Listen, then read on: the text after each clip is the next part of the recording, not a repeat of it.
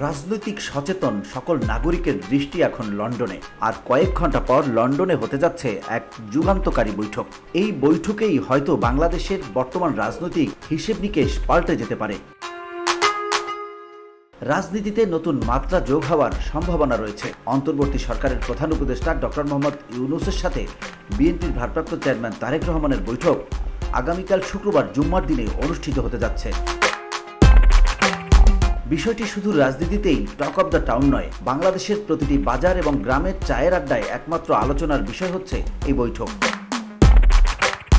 বাংলাদেশিরা উৎসুক হয়ে অপেক্ষায় আছে আগামীকালের বৈঠকে কে বিজয়ী হবে, অন্তর্বর্তী সরকারের প্রধান না বিএনপির ভারপ্রাপ্ত চেয়ারম্যান, নাকি এই বৈঠকের মধ্য দিয়ে বাংলাদেশের বিজয় হতে যাচ্ছে।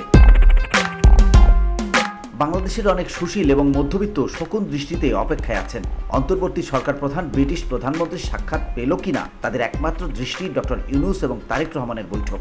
তাদের প্রত্যাশা দুই নেতার বৈঠকের মধ্য দিয়ে দেশে বিদ্যমান রাজনৈতিক অস্থিরতার নিরসন হবে এবং সূচিত হবে বাংলাদেশের প্রত্যাশিত বিজয়।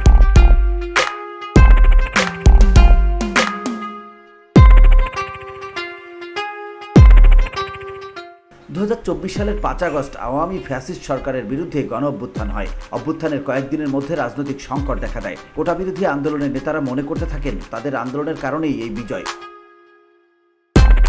অন্তর্বর্তী সরকার পরবর্তীতে তারাই হবেন আগামী দিনের জনপ্রতিনিধি।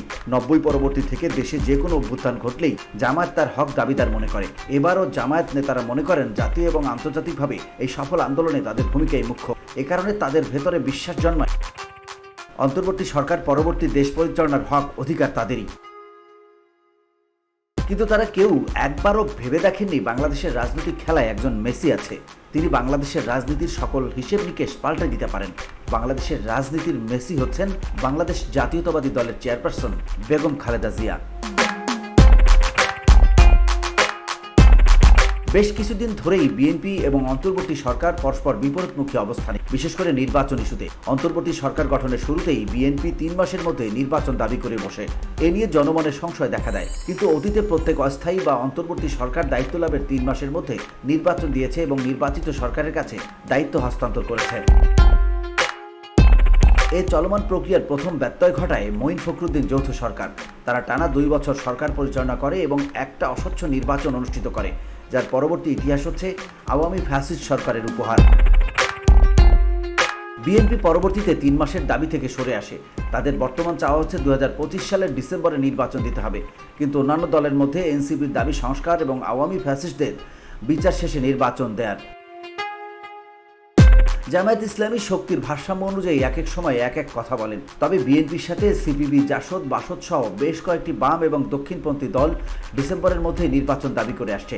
ডিসেম্বরে যারা নির্বাচন চাইছে দল হিসেবে তাদের সংখ্যাই অধিক। বিএনপির যখন ডিসেম্বরে নির্বাচন অনুষ্ঠানে অনড়, এমন অবস্থায় গত 6 জুন কোরবানির ঈদের ঠিক আগের দিন সন্ধ্যায় জাতির উদ্দেশ্যে প্রধান উপদেষ্টা ভাষণ দেন।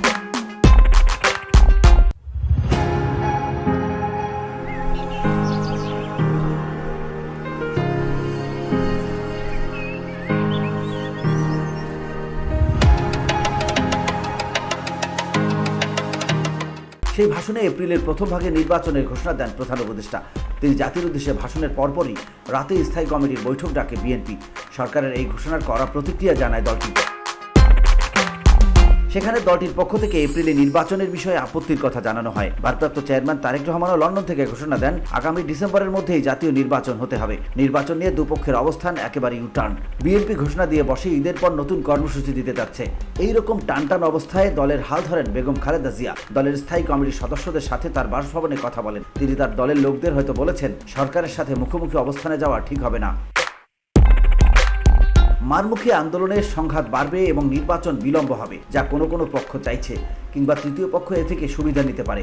তার চেয়ে উত্তম হবে সরকারের সাথে আলাপ আলোচনা করে একটা সুষ্ঠু, অবাধ এবং নিরপেক্ষ নির্বাচন আদায় করা। বেগম খালেদা জিয়ার এই সিদ্ধান্তে পাল্টে যায় সবকিছু। অন্তর্বর্তী সরকার প্রধান ডক্টর ইউনূসও হালকা হন। তিনিও হয়তো চাইছিলেন এই মুখোমুখি অবস্থানের অবসান। ডক্টর ইউনূসের লন্ডন পূর্ব নির্ধারিত সফরের সাথে যোগ হয় তারেক রহমানের সাথে বৈঠক। প্রধান উপদেষ্টার কার্যালয় থেকে বৈঠক নিয়ে পত্র দেওয়া হয়। এই অনুরোধ আসার পর বিএনপি চেয়ারপারসন তার বাসভবন থেকে গ্রিন সিগন্যাল দেন।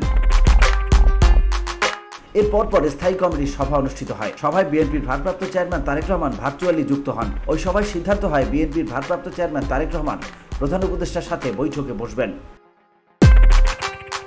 এখানেও বেগম খালেদা জিয়া একক সিটি না দিয়ে দলীয় শিষ্টাচার রক্ষা করেছেন, যা বাংলাদেশের বড় রাজনৈতিক দলের নেতাদেরই কাছে আশা করা যায় না। এখন আমাদের একটাই আশা বা আকাঙ্ক্ষা, বাংলাদেশের রাজনীতির মেসি সুস্থ রাজনৈতিক বিজয় উপহার দেবেন। আমরা আর সংঘাত চাই না। আমরা এটাও চাই না কোনো নির্বাচিত সরকার জগদ্দল পাথরের মতো জাতির ঘাড়ে চেপে বসবে, যা গত বিদায়ী সরকারের আমলে দেখেছি। সাধারণ মানুষ হিসেবে আমাদের কোনো দাবি থাকে না। এবার একটাই দাবি, আমাদের দেশে যেন প্রতি 5 বছর পর পর গণতান্ত্রিক পদ্ধতিতে সরকার পরিবর্তন হয়। গণতন্ত্রের প্রধান বাহন হল সুষ্ঠু, নিরপেক্ষ এবং অবাধ নির্বাচন।